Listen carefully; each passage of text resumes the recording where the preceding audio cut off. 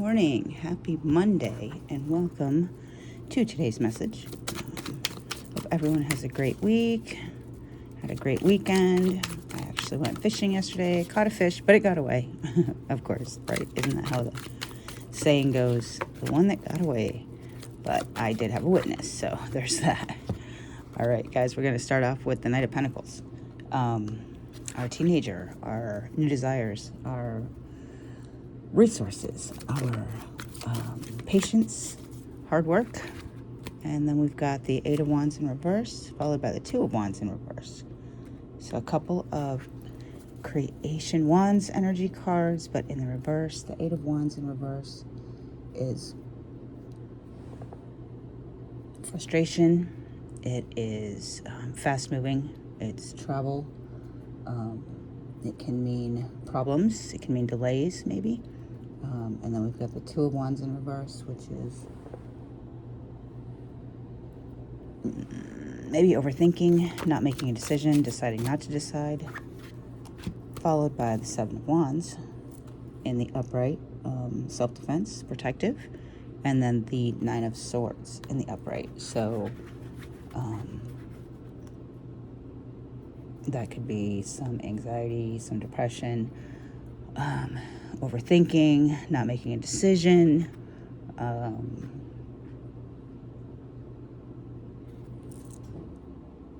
let's see.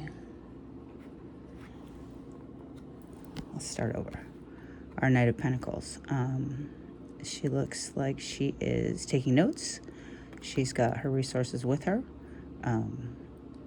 She's not moving very fast necessarily. Usually the Knights are pretty fast moving in the deck, but she doesn't look like she's moving on this one. She looks like she's sitting still, paying attention to her surroundings, taking notes, being an observer of her surroundings, and just taking it all in, seeing what's offered to her, and maybe deciding on whether or not she's going to take these offers. This could be in career, this could be in finances, this could be in romance.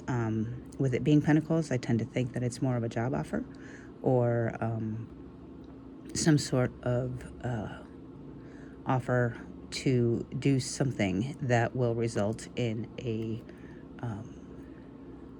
windfall or an investment of resources with a payoff of resources. Maybe she's trying to figure out the return on her investment. Should she invest in this?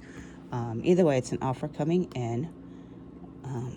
The Eight of Wands in the reverse is fast moving. She's creating, she's reaching for a new creation, new idea, but we're in the reverse, so maybe she's overthinking it a little bit.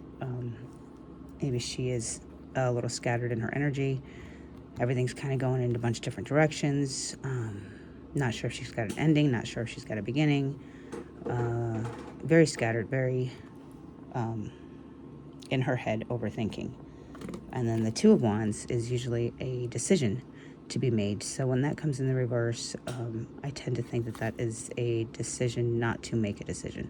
So is there a decision that you're thinking about making that you're like, oh, I'll think about it tomorrow, maybe some plans that you made originally fell apart, and so now you're just kind of sitting back, taking stock, like over here, taking stock of the situation, trying to figure out what the best way to go is, but basically not deciding on whatever it is that you need to be deciding on. And then we have the Seven of Wands, which obviously he's in a very defensive posture. He is a fish out of water. There's a man under the ocean, surrounded by mermen with wands. And wands, of course, are what the magician uses, right, to create his new things or her new things. And when we create something new, something old may be destroyed in its process. So he's very defensive, not wanting this destruction and or creation to take place. He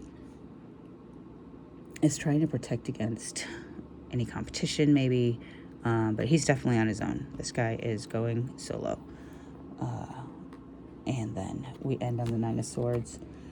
And the Nine of Swords is, it's nightmares, it's anxiety, it's depression, it's overthinking, it's, she's got all her swords surrounding her and her tent, and she's in her head overthinking, Anxious about the future, anxious about what's going on. She can't see down there. There's all of this waves, and I'm sure, you know, as if you live near the beach, when you hear the waves crashing and whatnot, it can sound a little chaotic.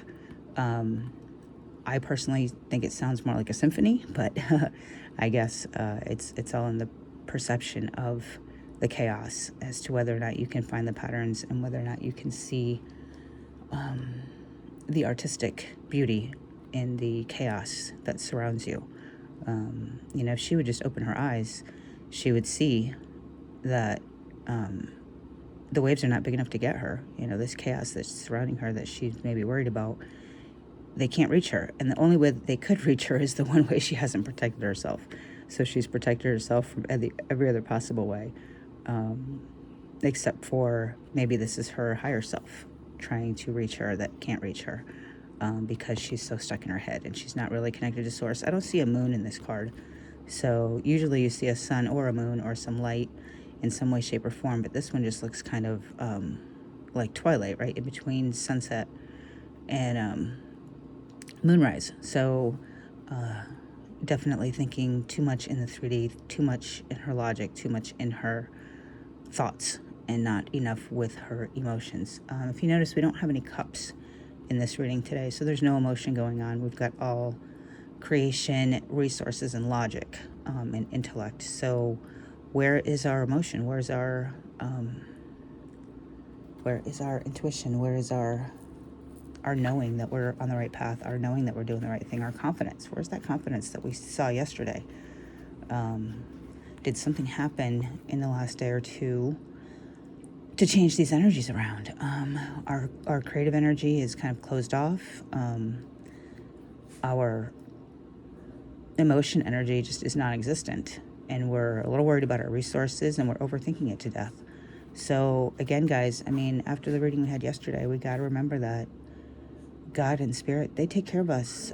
He takes care of us. It takes care of us, whichever way you want to say it. And we need to remember that. We need to have faith in that. We need to know that the plan is the plan, and we're in the right place at exactly the right time for the plan that we had for our lives before we got here. We don't need to be defensive. We don't need to be anxious. We don't need to be worried. We don't need to be depressed. We don't need to not make decisions. We need to know and stand tall and know that what we're doing is in our best interest. And even if it doesn't appear to be that way to anyone on the outside looking in, we know it is in our heart, because we're the only ones that know our path. Our higher selves and God are the only ones that know where we're supposed to go. And, you know, nobody else knows what's best for us in the long run. People like to think they do, but it's not always the case. So we're going to get an affirmation card for today. In times of great stress or adversity, it is always best to keep busy, to plow your anger and your energy into something positive.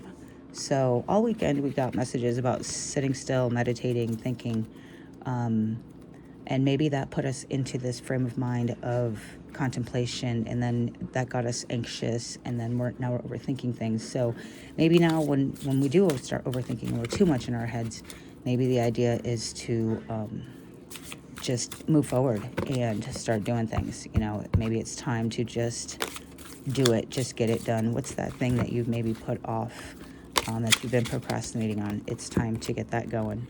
And then the best way to live a stress-free life is to learn how to swim in the ocean of uncertainty, which, I mean, he's clearly doing that here, right? He's swimming in uncertainty. When we can learn to navigate that and we can manage that without too much stress and without too much overthinking, then we are definitely getting into living a stress-free life, which is, at the end of the day, all we ever want, right? Nobody wants to be stressed out. So altogether, not a bad reading today, guys. Just be mindful of your energy. Try not to overthink things too much. If you do find yourself lost in your head, maybe just get involved in doing something. You know, get those chores done that you've been putting off, or clean out that kitchen closet, or, you know, maybe it's time to go through the bathroom cabinets and get rid of all the old medications, etc. Either way, all those things that we don't do very often, that we always put off because they're just mundane chores, it might be time to get up and start doing some of those things to get us back in the groove of things, okay? All right, guys, that's your message for today. I hope it helps. Have a great Monday, and I will see you tomorrow.